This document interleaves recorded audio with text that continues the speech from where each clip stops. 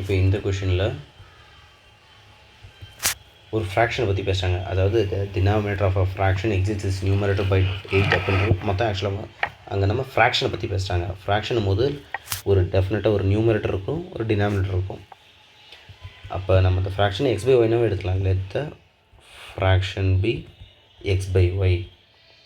அவங்க என்ன கண்டிஷன் சொல்லியிருக்காங்க அப்படின்னு சொன்னால் டினாமினேட்டர் ஆஃப் த ஃப்ராக்ஷன் அப்போ y exceeds is numerator. Exceeds அப்படின்னும் போது ஒரு அளவை தாண்டுறது. எக்ஸீட்ஸ் அப்படின்ற போது ஒரு பர்டிகுலர் லெவல் இருக்குது, அதை தாண்டுறது. இங்கே ஒய் அதாவது டினாமினேட்டர் நியூமரேட்டரை விட அதிகமாக இருக்குது. நியூமரேட்டரை விட அதிகமாக இருக்குது. எது? டினாமினேட்டர்னா ஒய் எவ்வளோ அதிகமாக இருக்குது அப்படின்றது பை 8ன்னு சொல்லியிருக்காங்க. அப்போ Y minus X equal to 8ன்ற சென்டென்ஸை நம்ம ஃப்ரேம் பண்ணிக்கலாம். இதிலேருந்தே y ஈக்குவல் டு 8 ப்ளஸ் எக்ஸ்னு நம்ம எழுதிக்கலாம். தென் செகண்ட் கண்டிஷன் அவங்களே ஒன்று சொல்லியிருக்காங்க. இது ஒரு கண்டிஷனா. செகண்ட் கண்டிஷன் என்ன சொல்லியிருக்காங்கன்னா if the numerator is increased by 17, numerator is increased by 17 and denominator is decreased by 1. Denominator நமக்கு y இருக்குது, அதை 1 நம்ம ரெடியூஸ் பண்ணிட்டோம் அப்படின்னு சொன்னால் we get 3/2. நமக்கு என்ன கிடச்சிருக்கிறது தான் நம்ம ஈக்குவல் டூ எழுதுவோம். ஈக்குவல் டூவில் நம்ம ஃபைனலாக வந்திருக்கிறது தானே. அப்போ நியூமரேட்டர் நம்ம 17 இன்க்ரீஸ் பண்ணி டினாமினேட்டர் நம்ம 1 டிக்ரீஸ் பண்ணுறோம் அப்படின்னு சொன்னால் நம்மளோட ஃப்ராக்ஷன் 3/2. இதில் இருந்து நமக்கு அவங்க கேட்டிருக்கிறது ஒரிஜினல் ஃப்ராக்ஷன். இப்போ இந்த எக்ஸ் அண்ட் ஒய்யோடைய வேல்யூ நமக்கு கேட்குறாங்க, அவ்வளோதான். இப்போ இதிலேயே ட்ரான்ஸ்மிஷன் பண்ணிக்கலாம், அதை கிராஸ் மல்டிப்ளை பண்ணிக்கலாம். இந்த 2 இங்கே டிவிஷனில் இருக்குது, இந்த 2 நமக்கு இங்கே டிவிஷனில் இருக்குது. அதே மாதிரி ஒய் மைனஸ் ஒன்றுமே இங்கே டிவிஷனில் இருக்குது. டிவிஷனில் இருக்க டேர்ம் நமக்கு அதர் சைடு போகும்போது நமக்கு மல்டிப்ளிகேஷனில் ஆகும். ஆமாவா? அப்போ இந்த 2 நான் கொண்டு வரும்போது 2 into x plus 17 equal to 3 into y minus 1 நான் எழுதுகிறேன். இதுலேயுமே ஒய்யோட வேல்யூ என்ன?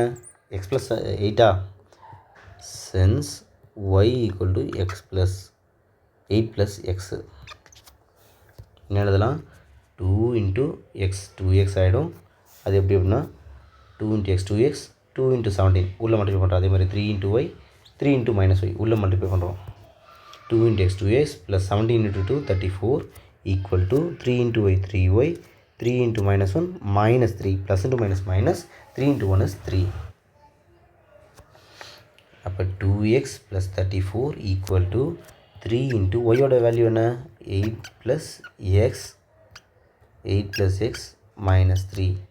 அப்போ 3 into 8 3 8 are 24 plus 3 into x 3x minus 3 equal to 2x plus 34. இங்கே 3x இருக்குது. அப்போ ரைட் சைடில் தானே பெரிய வேல்யூவாக இருக்குது. ஸோ லெஃப்ட் சைடில் இருக்க இந்த 2xை நான் அதர் சைடு கொண்டு வரேன்.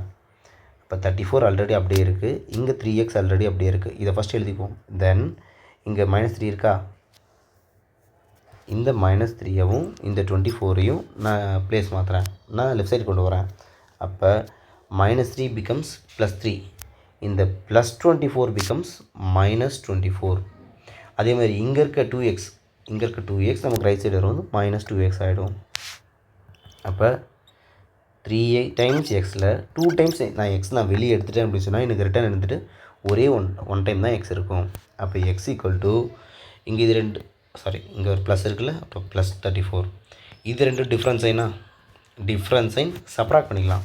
அப்போ 34 மைனஸ் 24 இஸ் 10. அப்போ 34ல் 24 போய்டுச்சுன்னா 10 தான். எனக்கு சைன் என்ன எழுதணும்? கிரேட்டர் நம்பருக்கு நமக்கு 34 தானே. அப்போ ப்ளஸ் 10. 3 ஆல்ரெடி தனியாக இருக்குது, எழுதிக்கலாம். அப்போ தேர்ஃபோர் எக்ஸ் ஈக்குவல் டு நமக்கு